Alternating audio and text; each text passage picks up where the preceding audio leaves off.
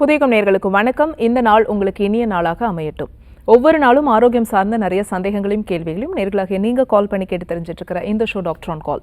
நேர்களை இன்னைக்கு doctor on கால்ல உங்களுடைய ஆரோக்கியம் சார்ந்த அனைத்து விதமான கேள்விகளுக்கும் சந்தேகங்களுக்கும் குறிப்பாக இன்னைக்கு நம்ம தோல்ல ஏற்படக்கூடிய சொரியாசிஸ் பிரச்சனை பத்தி நம்ம கேட்டு தெரிஞ்சுக்க போறோம். அதே மாதிரி தோல் சார்ந்த வியாதிகள் எதுவாக இருந்தாலும் இதற்கு மூலிகை மருந்துகள் என்ன மாதிரியான தீர்வுகள் இருக்கு அப்படிங்கிற விஷயத்தையும் கேட்டு தெரிஞ்சுக்க போறோம்.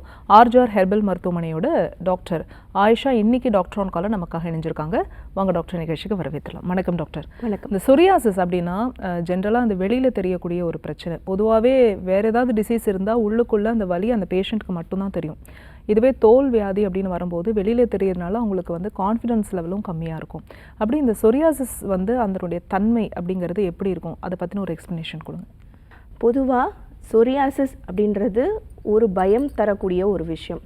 ஏன்னா இப்போ நம்மளுக்கு ஒரு வலி இருக்குது, நம்மளுக்கு சுகர் இருக்குது, இல்லை உள்ள வயிற்று வலி, இந்த மாதிரி பிரச்சனைகள் இருக்குன்னா நம்ம உடம்புக்குள்ளே நம்மளுக்கு இருக்குது, நம்மளுக்கு அது வெளியில் தெரிகிறதில்ல. ஆனால் ஒரு சருமம் சார்ந்த பிரச்சனைகள் இருக்கும் போது, குறிப்பாக இந்த சொரியாசிஸ் போன்ற தோல் பிரச்சனைகள் நம்மளுக்கு வெளிப்பிரயோகமாக நம்ம தோலில் தெரியுது.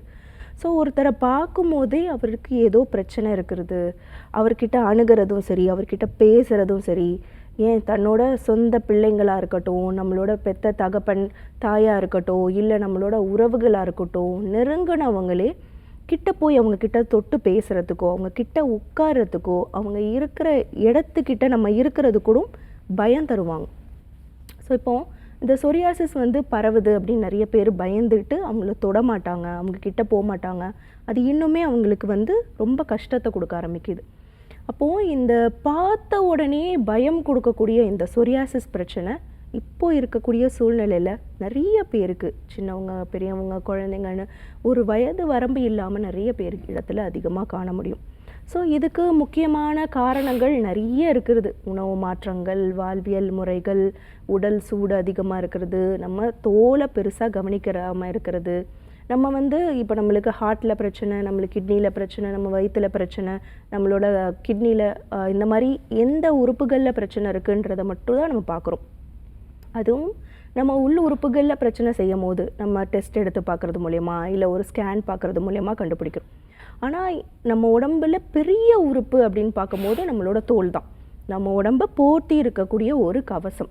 அப்போது அந்த தோலில் ஒரு சின்னதாக ஒரு பாதிப்பு வரும்போது, ஒரு குட்டியாக ஒரு காயின் ஷேப்பில் ஒரு பாதிப்போ, அது சிகப்பு கலர்லேயோ இல்லை கருப்பு கலர்லேயோ இல்லை ஒரு மாதிரி வெள்ளை கலரில் நம்மளுக்கு ஒரு மாதிரி பூஞ்ச மாதிரி வர ஆரம்பிக்குது. அதை ஃபஸ்ட்டு ஆரம்ப கட்டத்தில் நம்ம என்ன பண்ணுறோம், அதை ஒரு லைட்டாக நம்ம எடுத்துக்கிறோம். அதை நம்ம கவனம் செலுத்துறது கிடையாது. உடனே பக்கத்தில் போய் ஃபார்மசியில் அந்த மாதிரி என்ன பண்ணுறோம், ஆயின்மெண்ட் வாங்கி போட்டு அதை சரி பண்ணுறதுக்கான வழியை பார்க்குறோம். அப்போது அதை வெளிப்பிரயோகமாக சரி பண்ண நினைக்கிறோமே தவிர, உள்ளுக்குள்ளே இருக்கக்கூடிய கழிவுகளை, உள்ளே இருக்கக்கூடிய இன்ஃபெக்ஷனை, உள்ளே எந்த பிரச்சனைனால நம்மளுக்கு வெளியில் காட்டுது அப்படின்றத நம்ம யோசிக்க மாட்டேங்கிறோம். அப்போது இந்த சருமம் சார்ந்த எல்லா பிரச்சனைகளுக்கும் வெளிப்பிரயோகமாக நம்மளோட பெரிய உறுப்பு தோலில் இருக்கக்கூடிய அந்த பிரச்சனைக்கு ஒரு நிரந்தர தீர்வு நம்ம கொடுக்கணும். அப்படின்னும் போது நம்ம உள்ளே இருக்கக்கூடிய கழிவுகளை வெளியே தள்ளணும். நம்ம உள்ள குடலில் மல கழிவுகளை சரிவர நம்ம கழிக்காததுனாலையும், நம்ம உடம்புல ரத்தம் இருக்குது. ஸோ தலையிலேருந்து கால் வரைக்கும் நம்மளுக்கு ரத்தம் ஃபுல்லாக சுழற்சியாகி நம்மளுக்கு சர்க்குலேட் ஆகிட்டு இருக்கு. அப்போது அதில் இன்ஃபெக்ஷன் இருக்கும் போது, ஏன்னா இந்த ரத்தம் சம்மந்தப்பட்ட பிரச்சனைகள் வரும்போது நம்மளுக்கு என்ன ஆகும், தோல் சம்மந்தப்பட்ட பிரச்சனைகள் வரும். நுரையீரல் சார்ந்த பிரச்சனைகள் வரும்போது தோல் சார்ந்த பிரச்சனைகள் வரும். ஏன்னா நம்மளோட நுரையீரல் சுவாசிக்குது, காற்று அதுக்கு வேணும். அதே மாதிரி நம்மளோட தோலுக்கும் காற்று வேணும். ஸோ ரொம்ப இந்த லெதர் ஃபேக்ட்ரியில் எக்ஸ்போஸ் ஆகிட்டு இருக்காங்க, ரொம்ப குளிர் பிரதேசத்தில் இருக்கிறாங்க, அவங்களுக்கெல்லாம் பார்த்திங்கன்னா இந்த சருமம் சார்ந்த பிரச்சனைகள் வரும். அவங்களுக்கு ரத்த ஓட்டம் ரொம்ப குறைவாக இருக்கும். ஸோ இந்த மாதிரி சொரியாசிஸ்ன்றது பயப்படக்கூடிய ஒரு விஷயந்தான். ஆனால் அதுக்காக அந்த சொரியாசிஸ் நபரை நம்ம ஒதுக்கி வைக்கிறதுனாலையோ, அவங்களோட பாத்திரத்தை, குறிப்பாக நம்ம ஒரு அஜயார் ஹாஸ்பிட்டலில் இந்த மாதிரி ஒரு பேஷண்ட் வந்தாங்க. ஒரு கல்யாண வீட்டுக்கு போனோம். அங்கே இந்த மாதிரி ஒரு பேஷண்ட்டுக்கு ஒரு சர்மம் சம்மந்தப்பட்ட ஒரு பிரச்சனை இருந்திருக்கு. ஸோ எல்லாருமே வந்து கல்யாண வீடுன்னும் போது தண்ணியிலேருந்து நம்ம குடிக்கிற தண்ணி, நம்ம ஸ்வீட்ஸ் இதெல்லாமே நம்ம எடுத்துக்குவோம். ஒருத்தர் எடுப்பாங்க, ஒருத்தர் மாறி மாறி எடுப்பாங்க. அப்போது அந்த பாத்திரத்தை நாங்கள் குடித்தனால தான் எங்களுக்கு வந்துருச்சு அப்படின்ற மாதிரி அவங்க ஆழ் மனசில் அது பதிஞ்சிடுச்சு.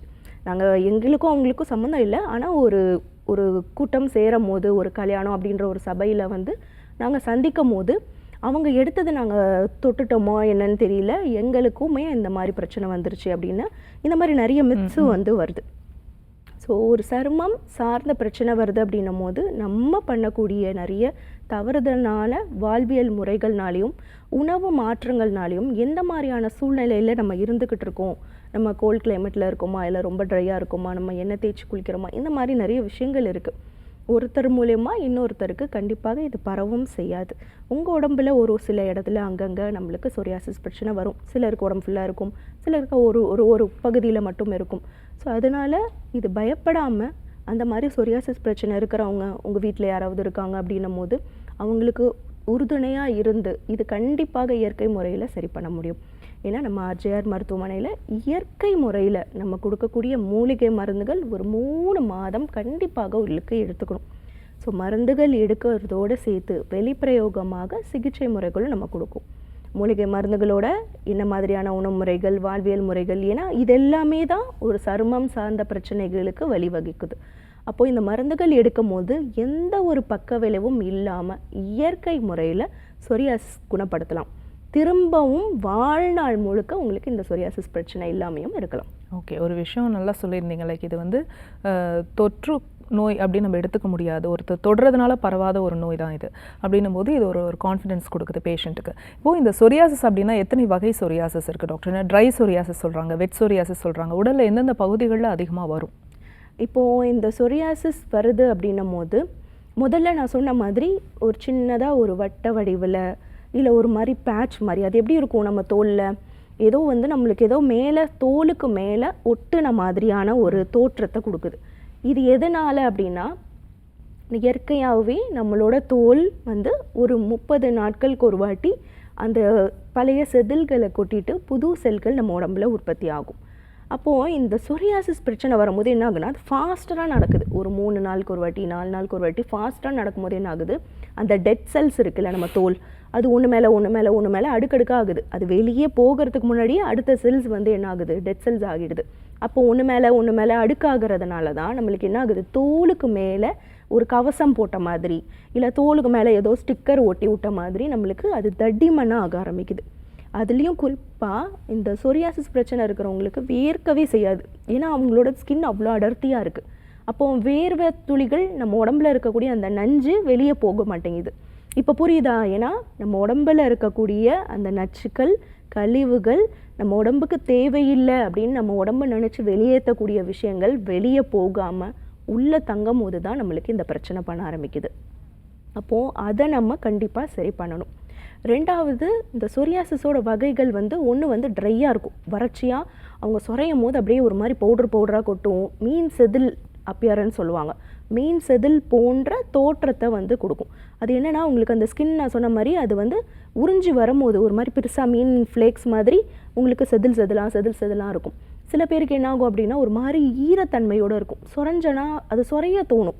ஏன்னா நம்மளோட தோல் வறட்சியாகி இழுத்துட்டு இருக்குல்ல, அப்போ நம்மளுக்கு வந்து சொரைய தோணும் போது அவங்க சொரைய என்ன ஆகும் அப்படின்னா ரத்தம் வர ஆரம்பிக்கும். அதை பேர் வந்து பின் பாயிண்ட் ப்ளீடிங்னு சொல்லுவாங்க. ஸோ அந்த தோல் இப்படி சீவி எடுக்கும் போது அந்த இடத்துல அந்த புள்ளிகள் இருக்குல்ல, புள்ளியாக நம்மளுக்கு அந்த ரத்தம் வர ஆரம்பிக்கும். ஸோ இது வந்து 2 வகைகள் இருக்குது. அதே மாதிரி எங்கே வரும்ன்றதை நம்ம வந்து ஊர்ஜிதமாக சொல்ல முடியாது. சில பேருக்கு தலையில் மட்டும்தான் இருக்கும், தலை வகுடில் மட்டும்தான் இருக்கும், காது பின்னாடி மட்டும் இருக்கும், கழுத்து பின்னாடி மட்டும் இருக்கும். இல்லைன்னா சில பேருக்கு ஆம்பளைங்களுக்கு பார்த்திங்கன்னா இந்த தாடி பகுதியில் மட்டும் இருக்கும், இங்கே மட்டும்தான் இருக்கும், தலையில் மட்டும்தான் இருக்கும். இன்னொரு டைப் பார்த்திங்கன்னா உள்ளங்கையில் உள்ளங்காலில் இருக்கும். ஸோ உள்ளங்கால் மட்டும்தான் இருக்கும், நகங்களில் இருக்கும், வேறு எங்கேயுமே இருக்காது. அங்கே மட்டும் ஏன்னா நம்ம உடம்புலையே அதிகமாக ரஃப்பான ஸ்கின் பார்த்தோம் அப்படின்னா நம்மளோட உள்ளங்கை தான். உள்ளங்கையை விட உள்ளங்காலில் ரொம்ப திக்காக இருக்கும் நம்மளோட ஸ்கின். அப்போ அங்கே வந்து ரொம்ப ட்ரை ஆகி வெடிப்பு கிராக்ஸ் மாதிரி ஆகும், வெடிப்பாக வரும். அந்த இடத்துல நடக்கிறதுக்கு அவங்களுக்கு கஷ்டம் வரும், கையிலலாம் வெடிப்பாக வரும், ஒரு மாதிரி வறண்டு போயிருக்கும். ஸோ இந்த மணிக்கட்டு வரைக்கும் தான் இருக்கும், வேற எங்கேயுமே இருக்காது. இன்னும் சிலருக்கு பார்த்தோம் அப்படின்னா உடம்பு ஃபுல்லாகவே இருக்கும். ஸோ தலையிலேருந்து, கழுத்துலேருந்து, மார்பகத்திலேருந்து, அக்குள்லேருந்து, நம்மளோட வயிறுலேருந்து, முதுகுலேருந்து, இந்த மாதிரி எல்லா இடத்துலையுமே இருக்கும். சொரியாசிஸ் பற்றி பேசிட்டு இருந்தோம். சொரியாசிஸ் ஏற்படுறதுக்கு என்னென்ன காரணங்கள் சொல்லியிருந்தீங்க. அதே மாதிரி சொரியாசிஸ் வந்து பரவாத ஒரு நோய் தான், தொடுறதுனால பரவாது அப்படின்னு சொல்லியிருந்தீங்க. அதே மாதிரி எத்தனை வகை சொரியாசிஸ் இருக்குது, உடலில் எங்கெங்கெல்லாம் சொரியாசிஸ் வரும் அப்படிங்கிறதையும் சொல்லியிருந்தீங்க. பொதுவாகவே இந்த சொரியாசிஸ் பேஷண்ட்டை கேட்டோம் அப்படின்னாலே எனக்கு ரொம்ப வருஷமாக சொரியாசிஸ் இருக்குது, அப்போது குறையும், ஏதாவது ஆயின்மெண்ட் போடுவேன் குறையும், அதுக்கப்புறம் திரும்ப வரும் அப்படின்லாம் சொல்லுவாங்க. ஸோ இதுக்கு என்ன காரணமாக இருக்குது டாக்டர்?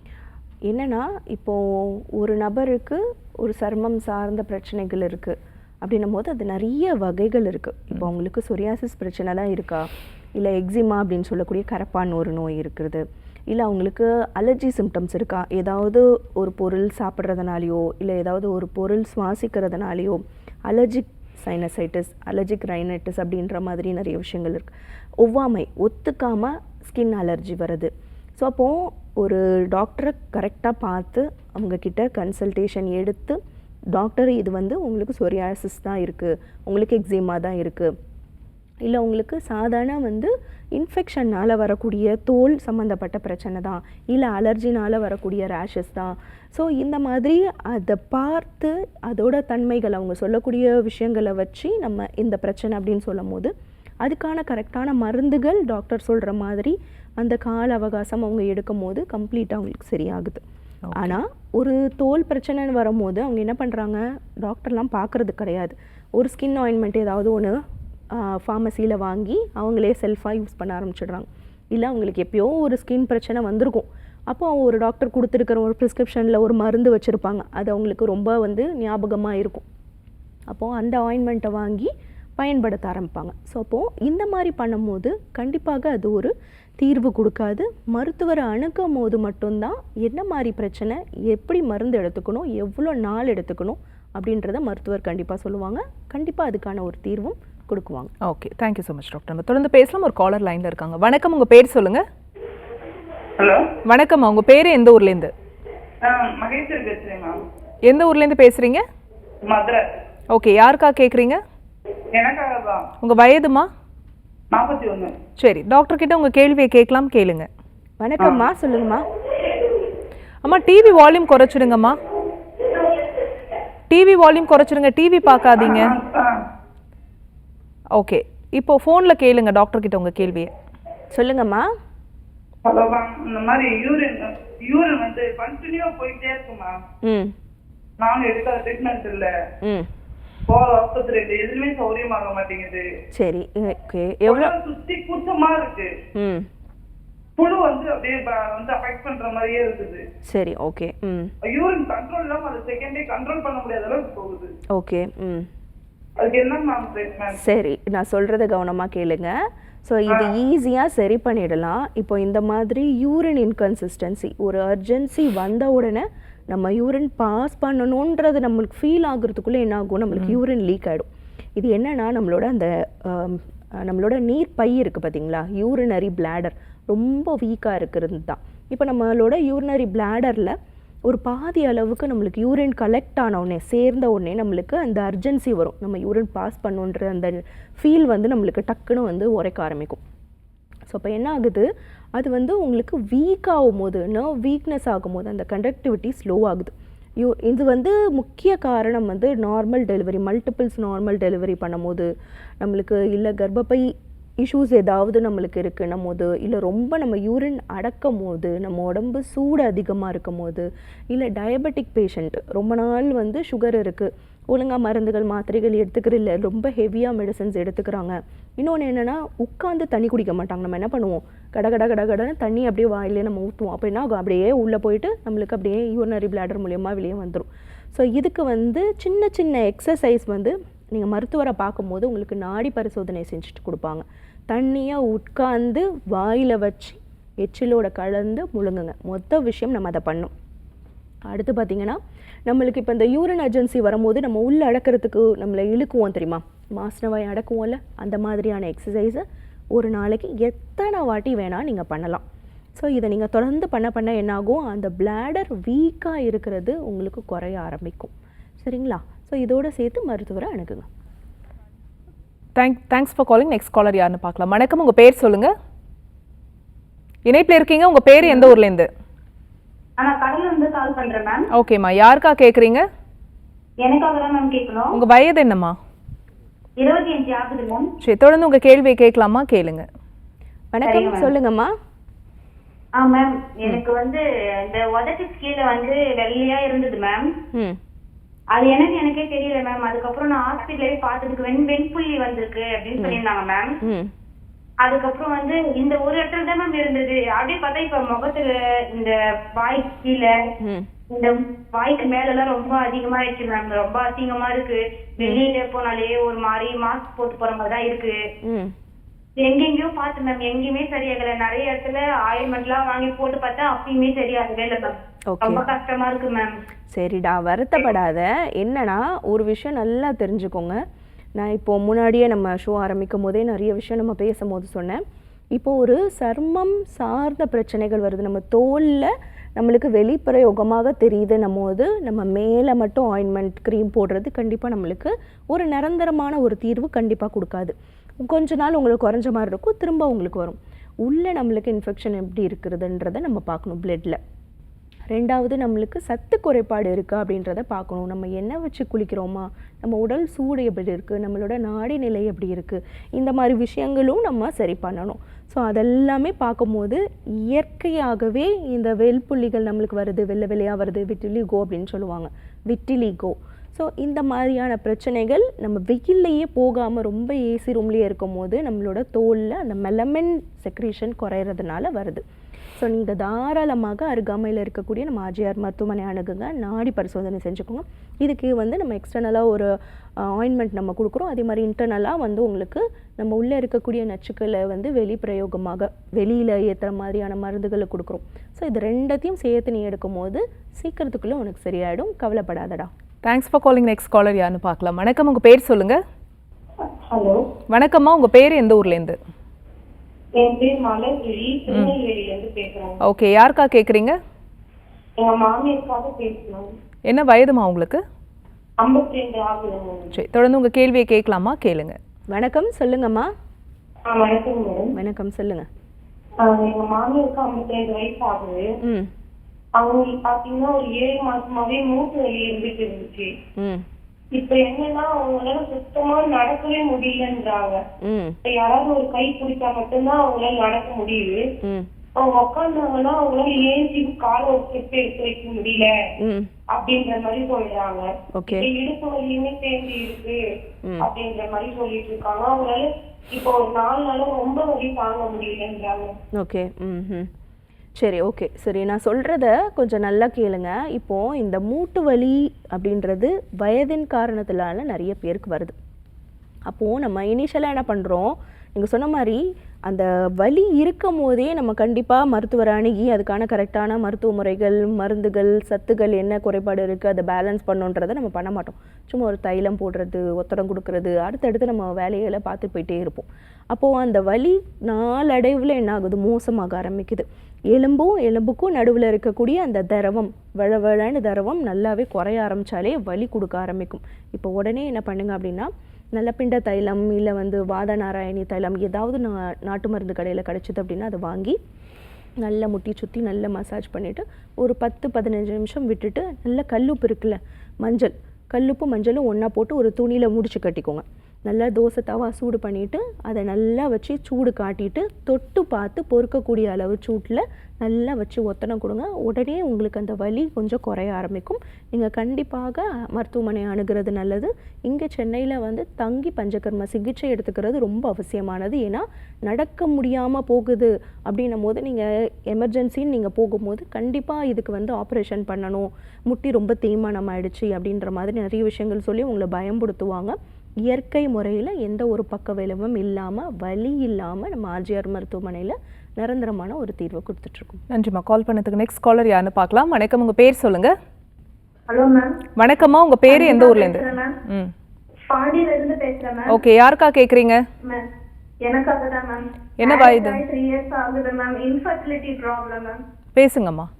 வணக்கம்டா, சொல்லுங்க. நீர் கட்டி மேம் நீர்க்கட்டி இருக்குன்னு சொல்லிருக்காங்க. 2 இயர்ஸா ட்ரீட்மெண்ட் எடுத்துட்டேன் மேம். எந்த யூஸ்மே இல்ல. irregular periods இருக்கு. 1 year வேற தைராய்டு ப்ராப்ளம் சொல்லிட்டு அதுக்கு டேப்லெட் எடுத்துக்கிறேன் மேம்.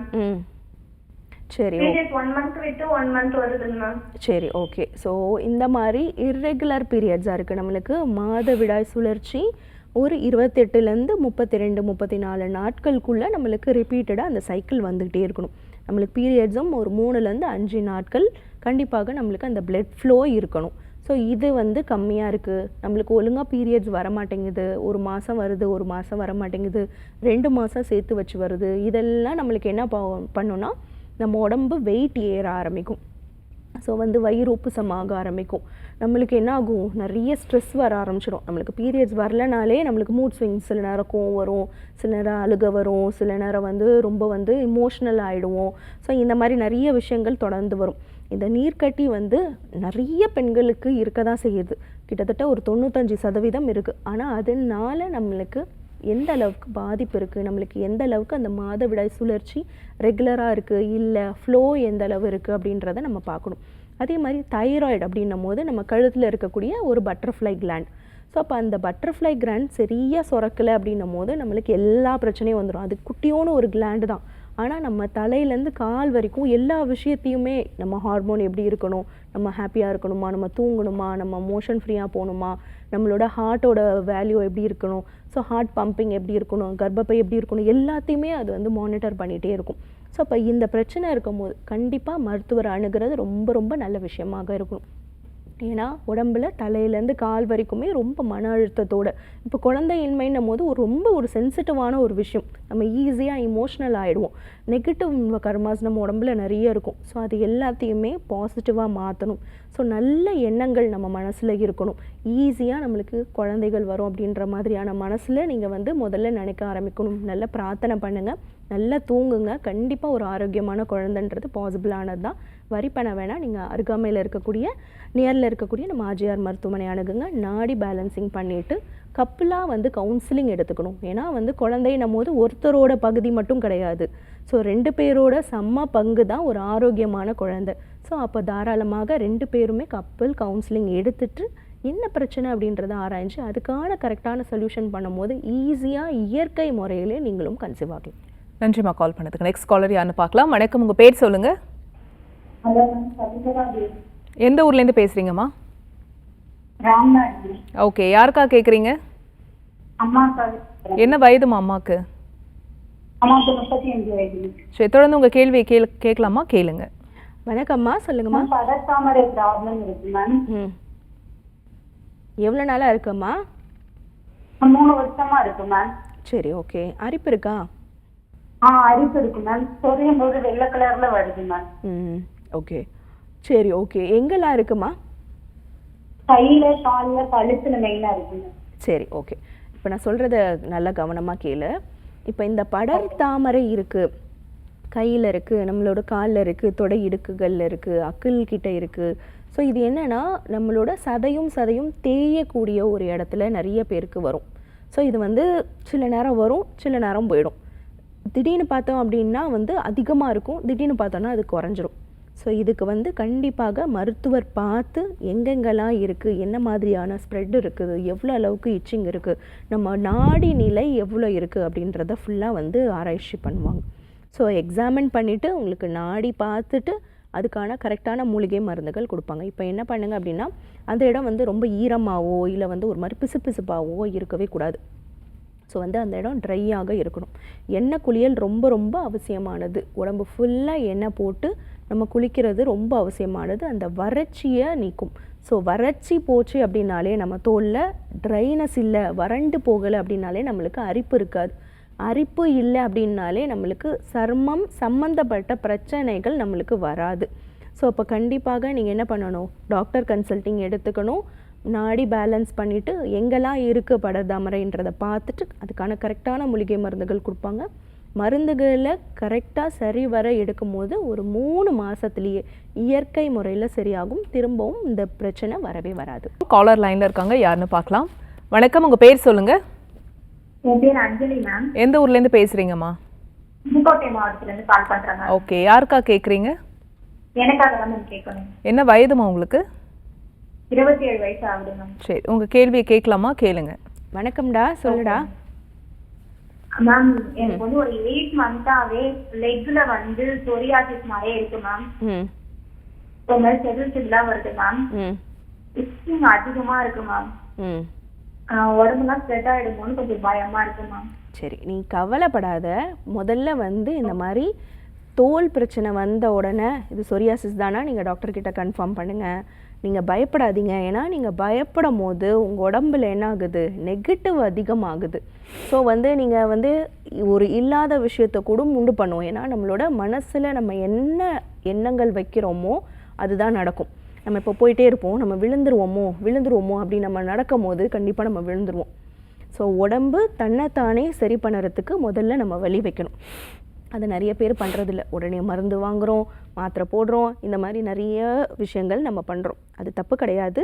ஆனால் நம்ம உடம்புக்கு என்ன தேவை, அது எந்த அளவுக்கு சரி பண்ணுறதுக்கு உடம்பை முயற்சி பண்ணுதுன்றதை நம்ம புரிஞ்சிக்க மாட்டேங்கிறோம். ஸோ இது ஸ்ப்ரெட்டெல்லாம் ஆகாது, நீ பயப்படவே செய்யாத, சரியா? அதே மாதிரி இது கம்ப்ளீட்டாக உனக்கு சரியாயிடும். நீ கண்டிப்பாக வந்து இந்த மாதிரி பிரச்சனை இல்லாமல் ஹாப்பியாக இருப்பீங்க. ஃபஸ்ட்டு விஷயம். ரெண்டாவது, இதை முதல்ல நீ நம்பணும், முதல் விஷயம். ரெண்டாவது விஷயம் என்ன பண்ணுங்கன்னா, ஆயில் பாத் பண்ணுங்கள். ஸோ திரும்ப திரும்ப இந்த சருமம் சார்ந்த பிரச்சனைகள் வர எல்லாருக்குமே நான் முன்வைக்கிற ஒரே ஒரு கோரிக்கை என்னென்னா, நம்ம எண்ணெய் குளியல் பண்ணுறதே கிடையாது. ஸோ வந்து நம்ம தீபாவளி, பொங்கல் இந்த மாதிரி நல்ல நாளில் மட்டும்தான் என்ன பண்ணுறோம், எண்ணெய் வச்சு குளிக்கிறோம். அதுவும் எண்ணெய் வச்சு குளிக்கிறதுன்றது தலைக்கு மட்டும் கிடையாது, உடம்பு ஃபுல்லாக நம்ம ஆயில் போட்டு குளிக்கணும். ஸோ உள்ளங்காலில் தொடங்கி ஃபுல்லாக நம்ம உடம்பு ஃபுல்லாக எண்ணெய் போட்டு கடைசியாக தான் நம்ம தலைக்கு எண்ணெய் வைக்கணும். ஸோ எண்ணெய் வச்சு ஒரு 10-15 நிமிஷம் கழித்து நம்ம வெதுப்பான சுடு தண்ணியில் நம்ம எப்போவுமே குளிக்கக்கூடாது. அது கண்டிப்பாக நம்மளோட தோலை வறட்சி கொடுக்கும். நல்லா வெதுப்பான தண்ணியில் குளிக்கணும்.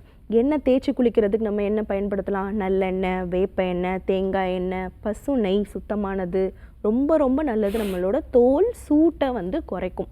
அப்போது இதை நீ பண்ணும் போது வாரத்துக்கு 2 நாள் எண்ணெய் தேய்ச்சி குளிச்சேன்னா கண்டிப்பாக இந்த சொரியாசிஸ் ஸ்ப்ரெட் ஆகாது உன் உடம்புலையும். அதே மாதிரி அதிகமும் ஆகாது, நமச்சலும் இருக்காது, காலிலேருந்து உனக்கு மேலெலாம் வந்துருமோன்ற பயமும் உனக்கு குறைஞ்சிடும். உடம்பு சூடு குறைஞ்சாலே அந்த புண்ணு அப்படியே உறிஞ்சு எது ஏன்னா தோலில் ஒட்டின மாதிரி தானே இருக்குது, அது அப்படியே குறைஞ்சிரும். ஸோ இன்டர்னலாக உனக்கு சத்து குறைபாடு இருக்கலாம், பிளட் இன்ஃபெக்ஷன் இருக்கலாம், மோஷன் போகாமல் இருக்கீங்க, இந்த மாதிரி தூக்கம் இல்லாமல் ரொம்ப ஸ்ட்ரெஸ்ஸாக இருப்பீங்க. ஸோ இது எல்லாத்தையுமே வந்து டாக்டர் கன்சல்ட்டிங் எடுத்துகிட்டு இன்னும் விவரமாக நிறைய விஷயங்கள் சொல்லுவாங்க. நீங்கள் தைரியமாக நீங்கள் ஆர்ஜிஆர் மருத்துவமனை வரலாம். இந்த மாதிரி வாழ்நாள் முழுக்க மருந்து மாத்திரை எடுத்த பேஷண்ட்லாம் கூட ஒரு 3 மாதம் சிம்பிளாக மெடிசன்ஸ் எடுத்து அவங்களுக்கு லைஃப் லாங் இந்த சொரியாசிஸ் பேச்சஸ் இல்லாமையே ஹாப்பியாக இருக்கிறாங்க. அதனால் நீ தாராளமாக நம்ம மருத்துவமனை அனுப்பலாம். நன்றிம்மா கால் பண்ணதுக்கு. நெக்ஸ்ட் காலர் யாருன்னு பார்க்கலாம். வணக்கம், உங்கள் பேர் சொல்லுங்கள். ஹலோ வணக்கம் டாக்டர், என் பேர் பாலகுமாரி. எந்த ஊர்லேருந்து பேசுகிறீங்கம்மா? ஓசூர்லேருந்து பேசுகிறேன். ஓகே, யாருக்கா கேட்குறீங்க? என் பொண்ணுக்காக கேட்கணும் டாக்டர். என்ன வயதுமா பொண்ணுக்கு? பாப்பாக்கு வந்து 13 வயசு ஆகுது. சரி, பேசுங்க டாக்டர் கிட்ட. சொல்லுங்கம்மா. வணக்கம் டாக்டர். வணக்கம். 13 வயசு ஆகுது டாக்டர். அவங்க பிறந்ததுலேருந்தே அவங்களுக்கு வந்து சளி ப்ராப்ளம் இருக்கு. அப்புறம் வீசிங்னு இப்ப சொன்னாங்க. பாத்தீங்கன்னா ரொம்ப அடுப்பு தும்பல் வர்றது, மூக்கு ஒழுகுறது இருக்கும், நடந்தா இறக்கும், மூச்சு விடவே ரொம்ப கஷ்டப்படுறா. பார்த்தாலே கஷ்டமா இருக்கு ரொம்ப. எல்லாரும் இப்ப யூஸ் பண்றோம். அது 4 மாசமா ரொம்ப அதிகமாவே இருக்கு. இந்த கிளைமேட்டுக்கு அவருக்கு சுத்தமா ஒத்துக்கவே மாட்டேங்குது. ஒன்னு பார்த்து கொடுக்க வேண்டியதா இருக்கு. ரொம்ப கஷ்டப்படுது. ஸ்கூலுக்கு அனுப்புறதுல இருந்து எல்லாமே. அதாவது நிமிந்து கூட நல்லா உட்கார முடியல, ஒரு ஓடி ஆடி விளையாட முடியல. உடனே ரொம்ப இறக்கிது, ரொம்ப டயர்ட் ஆயிடுது உடனே. அது ரொம்ப கஷ்டமா இருக்கு. என்ன மருந்து எடுத்துக்கிட்டாலும் அவளுக்கு சரியாகவே மாட்டேங்குது. சரி, ஓகே. ஸோ நீங்கள் சொல்கிற விஷயம் எல்லாத்தையுமே நான் உள்வாங்கிட்டேன். இப்போ நான் சொல்லக்கூடிய சின்ன சின்ன விஷயங்களை கண்டிப்பாக பாப்பாவை ஃபாலோ பண்ண சொல்லுங்கள். இப்போ மொதல் விஷயம், இந்த வீசிங் வருது, நுரையீரலில் காத்திருக்கணும். நம்மளுக்கு என்ன இருக்குது, சளி சேருது. ஸோ அப்போ அந்த சளி சேருதுன்னு சொன்னேன். அப்போ எங்கே உற்பத்தி ஆகுதுன்னு பார்த்தீங்கன்னா நம்மளோட வயிறில், நம்மளோட குடலில் தான். அப்போது அந்த சளி நம்மளுக்கு குடலில் உற்பத்தி ஆகி நம்ம நுரையீரலில் போய் தேங்க ஆரம்பிக்குது. அப்போ இந்த நுரையீரலில் தேங்குச்சு அப்படின்னா நம்மளுக்கு என்ன பண்ணும், ஒரு மாதிரி பாரமாக இருக்கும், நம்மளுக்கு ஆக்டிவாக ஓடி ஆடி விளையாட முடியாது. மொதல் விஷயம். ரெண்டாவது என்னென்னா, குழந்தைங்க ஒழுங்காக தூங்க மாட்டாங்க, ஒழுங்காக சாப்பிட மாட்டாங்க, ஒழுங்காக மோஷன் போக மாட்டாங்க. இது எல்லாமே ரொம்ப நாளாக இருந்துகிட்டே இருக்கும். ஸ்கூலுக்கு நம்ம ஹரிபரி பண்ணுற இதில் வந்து நம்ம என்ன பண்ணுவோம், குழந்தை மோஷன் போச்சா, குழந்தை ஒழுங்காக சாப்பிட்டுச்சா, இதெல்லாம் நம்ம பார்க்க மாட்டோம். ஸ்கூலுக்கு 8 மணிக்கு அனுப்பிவிடணுன்ற அர்ஜென்சியில் நம்ம டக்குன்னு எல்லா வேலையும் ஃபாஸ்ட்டாக பண்ணுவோம். அப்போது இதெல்லாம் நாளடைவில் தேங்கும் போது குழந்தைங்களுக்கு இன்ஃபெக்ஷன் ஆகும். பிறக்கும் போதே சில குழந்தைங்களுக்கு நோய் எதிர்ப்பாற்றல் லங் கெப்பாசிட்டி கம்மியாக இருக்கும். ஸோ அது நம்ம ஃபஸ்ட்டு இனிஷியலாக சரி பண்ண மாட்டோம். நீங்கள் சொன்ன மாதிரி நெப்ளைசர் யூஸ் பண்ணுவாங்க, மாத்திரை எடுத்துக்குவாங்க, இந்த மாதிரி நிறைய விஷயங்கள் ஃபஸ்ட் எய்டு அப்போதைக்கு ஒரு எமர்ஜென்சிக்கு நம்ம யூஸ் பண்ணுறது ஓகே. ஆனால் அதையே நம்ம பழக்கமாக வச்சுட்டு இருந்தோம் அப்படின்னும் போது கண்டிப்பாக குழந்தைங்களோட நோய் எதிர்ப்பாற்றல் குறைஞ்சிரும். ஸோ ஒரு விஷயத்தை இயற்கையாகவே நம்ம உடம்பு சரி பண்ணுறதுக்கு நம்ம வலி கொடுக்கவே மாட்டேங்கிறோம். ஸோ இதுக்கு மருந்து இயற்கை முறையில் அந்த பிரான்கஸ் நம்மளோட சுவாச குழாயை விரிவு கொடுக்கறதுக்கு தாலி சாதி அப்படின்ற ஒரு மூலிகை மருந்து ரொம்ப எக்ஸலண்ட்டாக இருக்குது. நம்ம பஃப் இன்ஹேலர் யூஸ் பண்ணுறோம் பாருங்கள், அது என்ன பண்ணுது, நம்மளோட அந்த சுவாச குழாய் சுருங்கி இருக்கிறத விரிவு கொடுக்குது. இந்த மூலிகை மருந்துமே இயற்கையாகவே நம்மளோட அந்த பிரான்கஸை நம்மளோட அந்த சுவாச குழாயை விரிவுபடுத்துது. அப்போ என்ன பண்ணுங்கள், அந்த தாலி சாதி பொடியாகவும் கிடச்சாலும் ஓகே, இல்லை மாத்திரையாக கிடச்சாலும் ஓகே. பொடியாக கிடச்சதுன்னா நல்லா ஹாட் வாட்டரில் மிக்ஸ் பண்ணி ஒரு 1/2 டீஸ்பூன் குழந்தைக்கு மிக்ஸ் பண்ணிவிட்டு அதை நீங்கள் குடிக்கிறதுக்கு எடுத்துக்க சொல்லுங்கள். காலையில் இல்லை நைட்டு ரெண்டு வேளை இல்லை 2ல் ஏதாவது ஒரு வேளையில் எடுத்துக்கலாம். ஸோ சிவியராக இருந்துச்சுன்னா 2 வேளை எடுத்துக்கலாம். இல்லை மாத்திரையாக கிடைக்கிது அப்படின்னா காலையில் ஒரு மாத்திரை, நைட்டுக்கு ஒரு மாத்திரை, ஆஃப்டர் ஃபுட்டை வந்து எடுத்துக்கலாம். ஸோ இதை ரெகுலராக நீங்கள் பண்ணிங்கனாலே வீசிங் எல்லாமே நல்லா குறைய ஆரம்பிக்கும். ஸோ நம்ம ஆர்ஜிஆர் மருத்துவமனையில் வீசிங், சைனசைட்டிஸ், ஆஸ்துமா பல வருஷமாக இருக்குது, பிறந்ததுலேருந்தே இருக்குது. நான் மருந்து மாத்திரை எடுத்துகிட்டு இருக்கேன், இவ்வளோ மருந்து மாத்திரைலாம் எடுத்துகிட்டு வருவாங்க. ஸோ வந்து சாப்பாடு மாதிரி காலையில் 5-6 மாத்திரை, மதியம் 5-6 மாத்திரை, நைட்டுக்கு ஒரு 10 மாத்திரை இப்படி வந்து சாப்பிட்டுட்டு இருப்பாங்க. ஸோ அந்த மாதிரி இருக்கிறவங்க கூட ஈஸியாக நம்ம மூலிகை மருந்துகள் மூலியமாக குணமாயிருக்காங்க ஒரு 3 மாதத்திலேயே. திரும்பவும் அவங்களுக்கு இந்த பிரச்சனை இல்லாமல் பஃப், இன்ஹேலர், இல்லை இந்த மாதிரி நடக்கிறதுக்கு கஷ்டமாக இருக்கிறது, இல்லை வந்து மூச்சு வாங்கல் இருக்குது, இந்த விசில் சவுண்டு கேட்குது, இது எதுவுமே இல்லாமல் இயற்கை முறையில் அவங்க நம்ம நார்மலாக நம்ம எப்படி மூச்சு இழுத்து விடுறோமோ அந்த மாதிரியான சராசரியான வாழ்வியல் முறைகளும் அவங்க வாழ்ந்துருக்குறாங்க. ஸோ அதனால் நீங்கள் தாராளமாக வந்து நம்ம ஆர்ஜிஆர் மருத்துவமனை அணுகிறது நல்லது. நான் சொன்ன விஷயத்தையும் கொஞ்சம் ஃபாலோ பண்ணிக்கிறதும் நல்லது. நன்றிம்மா கால் பண்ணதுக்கு. நெக்ஸ்ட் காலர் யாருன்னு பார்க்கலாம். வணக்கம், உங்கள் பேர் சொல்லுங்கள். மயிலாடுதுறையிலிருந்து பேசுறோம் மேம். ஓகேம்மா, யாருக்கா கேட்குறீங்க? மேம் எனக்கு தான். உங்கள் வயது என்ன? ஒரு நிமிஷம், டிவி வால்யூம் குறைச்சிடுங்கம்மா. டிவி பார்க்காதீங்க, டிவி வால்யூம் குறைச்சிடுங்க. டிவி வால்யூம் குறைச்சிடுங்கம்மா, டிவி பார்க்காதீங்க. லைனில் இருக்கீங்களா? சொல்லுங்கம்மா, உங்கள் கேள்வியை கேளுங்க.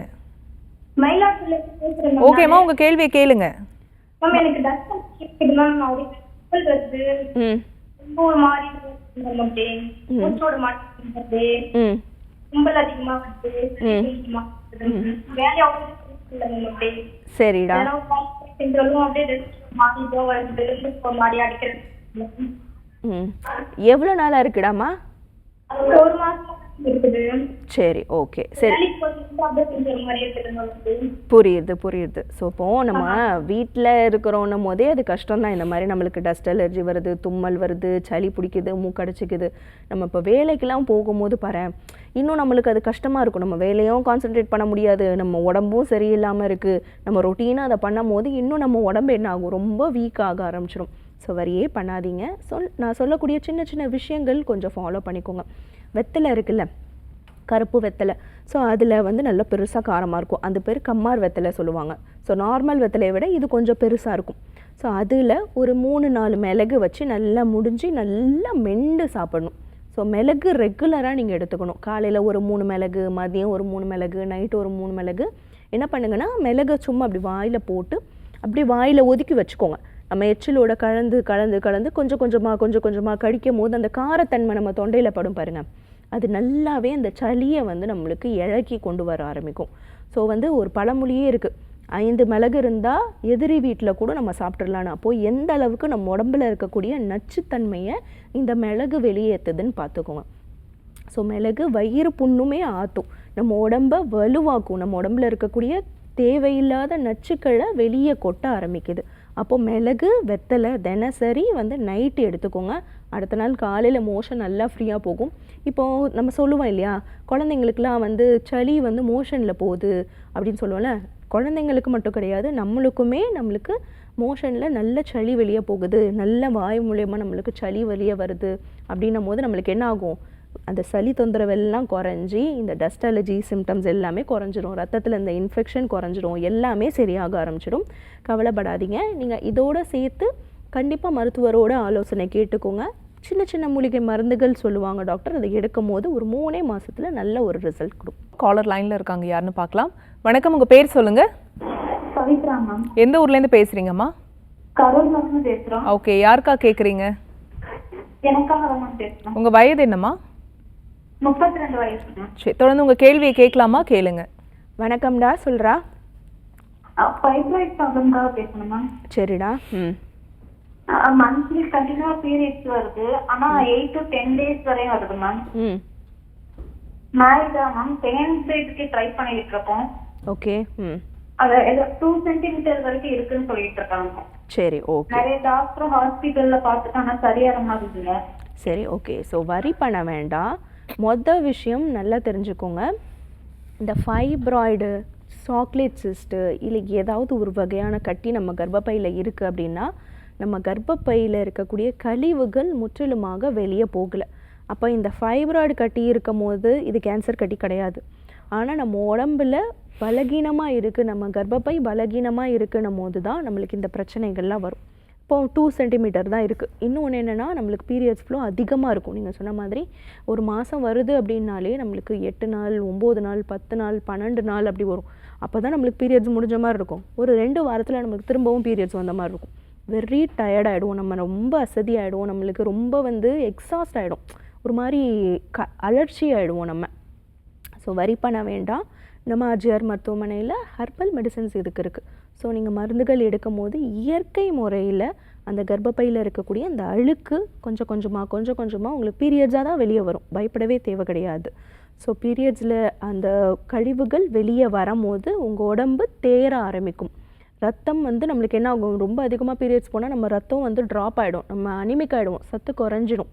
ஸோ இது எல்லாமே பேலன்ஸ் ஆக ஆரம்பிச்சிடும். நல்ல ஆரோக்கியமான உணவு முறைகள் உங்களுக்கு டாக்டர் சொல்லுவாங்க. சர்ஜரியே இல்லாமல் இயற்கை முறையில் நீங்கள் சரி பண்ணலாம். நீங்கள் கண்டிப்பாக மருத்துவரை அணுகுங்க, நாடி பேலன்சிங் பண்ணிக்கோங்க. இயற்கை முறையில் செகண்ட் பேபிக்கு நீங்கள் ட்ரை பண்ணலாம், நேச்சுரலாகவே கன்சீவ் ஆகலாம், ஆரோக்கியமாக அந்த குழந்தைய பெற்று எடுக்கலாம். நீங்கள் அதுக்கு முன்னாடி கொஞ்சம் உங்கள் உடம்பை தயார் பண்ணிக்கிறீங்க, அதை மட்டும் நீங்கள் பண்ணாலே போதும். ஈஸியாக செகண்ட் ப்ரெக்னென்சி பாசிபிள் தான். Thanks for calling. Next caller யாருன்னு பார்க்கலாம். வணக்கம், உங்கள் பேர் சொல்லுங்கள். இணைப்பில் இருக்கீங்க, தொடர்ந்து பேசலாம். உங்கள் பேர் எந்த ஊர்லேருந்து? டாக்டர் ஆன் காலில் இருக்கீங்க, சொல்லுங்கள் சார். சொல்லுங்கள் சார். மேம், என்னோட பேர் ஆண்டி, அண்ணா நகர்லேருந்து பேசுகிறேங்க. ஓகே, யாருக்கா கேட்குறீங்க? மேம், என்னோட ஒய்ஃப் சரண்யன்காக பேசுகிறாங்க. அவங்க கண்டினியூஸாக காலையில் எந்திரிச்சோன்னே இல்லை நைட்டு ரொம்ப லேட் இல்லை ஸ்வெட் ஆச்சுன்னா ஒரு மாதிரி கோல்டு இருந்துகிட்டே இருக்க மாதிரி இருக்கு. பட் நான் ரன்னிங் நோட்ஸ்லாம் எதுவும் இல்லை, என்ன பண்ணலாமா, என்ன ப்ராப்ளமாக இருக்குமா? ஓகே, ஸோ இந்த சளி இருந்துக்கிட்டே இருக்குது. என்னென்னா, ஒரு மாதிரி நம்மளோட முகத்தில் பார்த்தீங்க அப்படின்னா சைனஸ் கேவிட்டி இருக்குது, அது காற்று பை.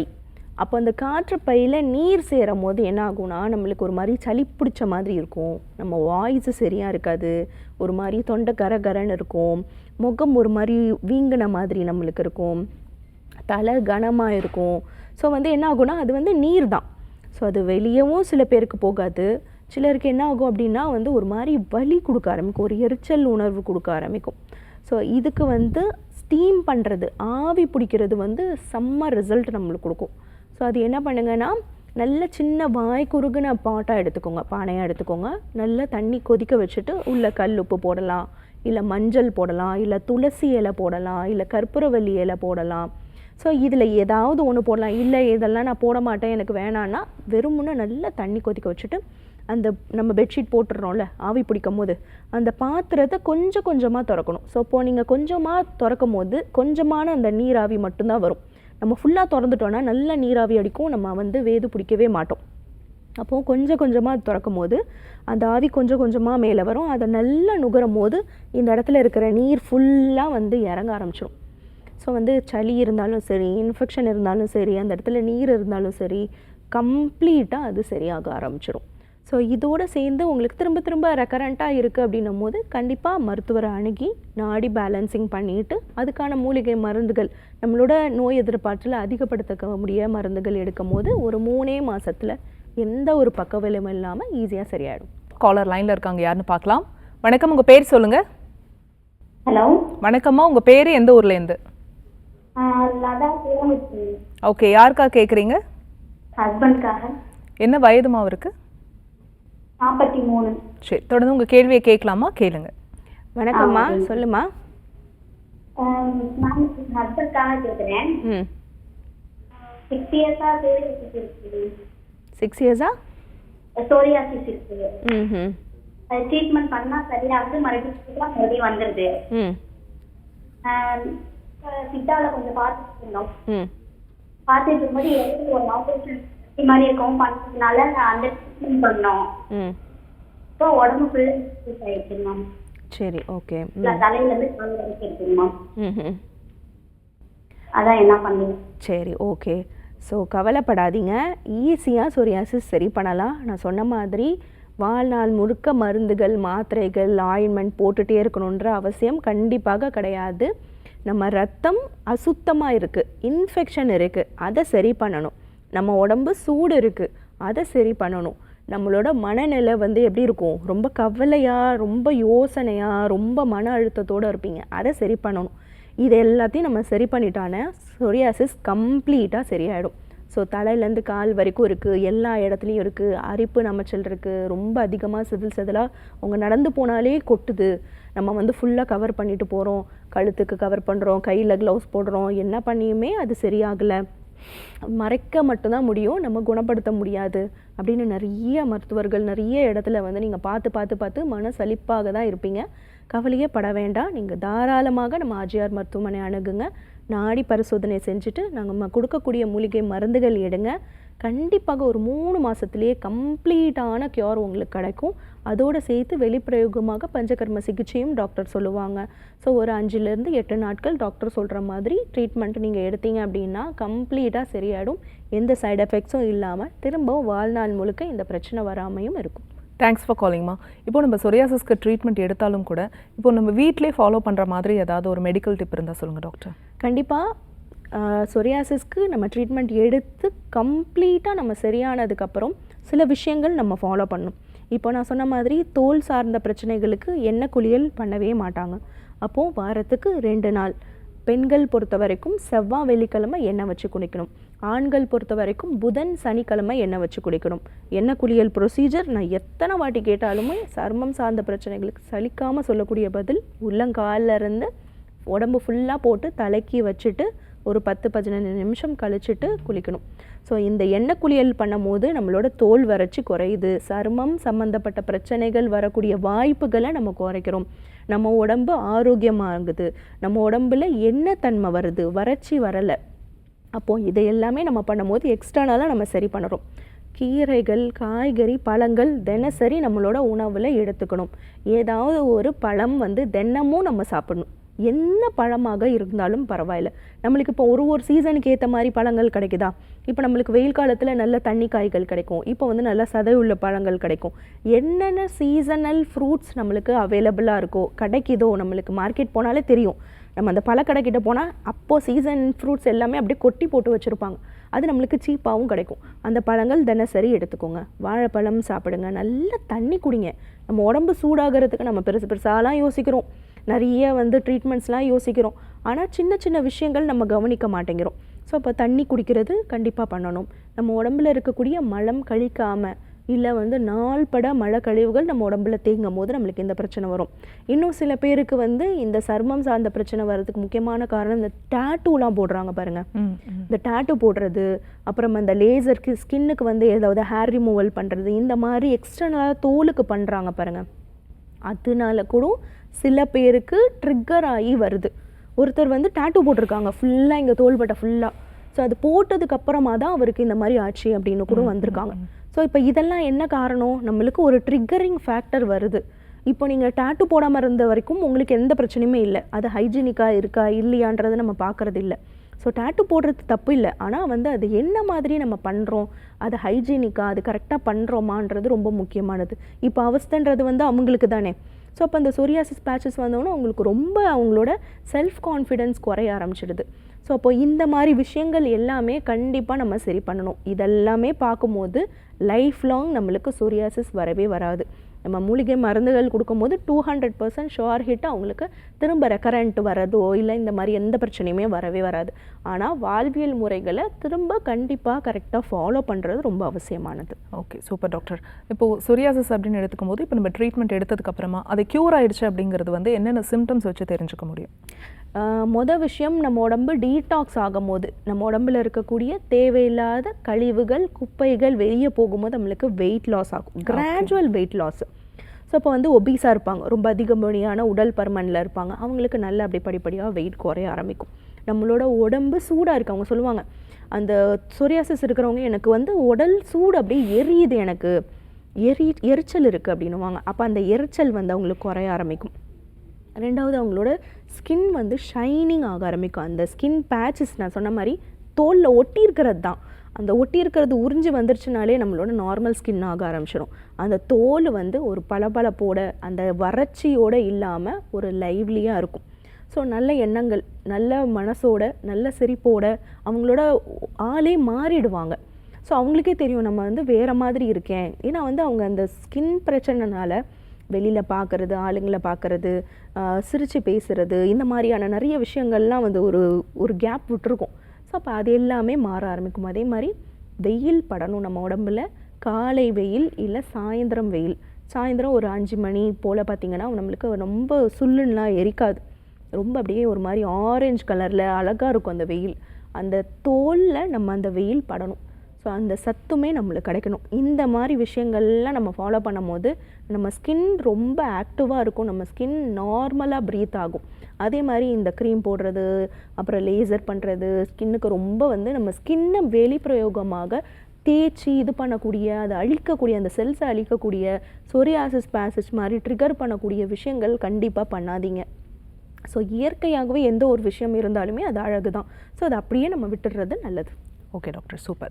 ஆர்ஜிஆர் ஹெர்பல் ஹாஸ்பிட்டல் பற்றி சொல்லுங்கள். இப்போ நம்ம சொரியாசிஸ் பற்றி பேசணும். வேறு என்னென்ன டிசீஸ்க்கெலாம் வந்து ட்ரீட்மெண்ட் கொடுக்குறீங்க? ஸோ இப்போது சொரியாசிஸ் சருமம் சார்ந்த பிரச்சனைகள் அல்லாது நம்ம வந்து மூட்டு வலி, முழங்கால் வலி, தோள்பட்டை வலி, முதுகு வலி, ஆப்ரேஷன் ஸ்டேஜில் இருக்கிறவங்க, ரொம்ப தேய்மானம் ஜாஸ்தியாக இருக்கிறவங்க, இல்லை வந்து இந்த கர்ப்பப்பை சம்மந்தப்பட்ட பிரச்சனைகள், குழந்தையின்மைன்னு வரக்கூடியவங்க, இந்த சைனசைட்டிஸ், ஆஸ்துமா, அலர்ஜி, வீசிங், இதுக்கெல்லாம் எக்ஸலண்ட்டான மெடிசன்ஸ் நம்ம வச்சுருக்கோம்.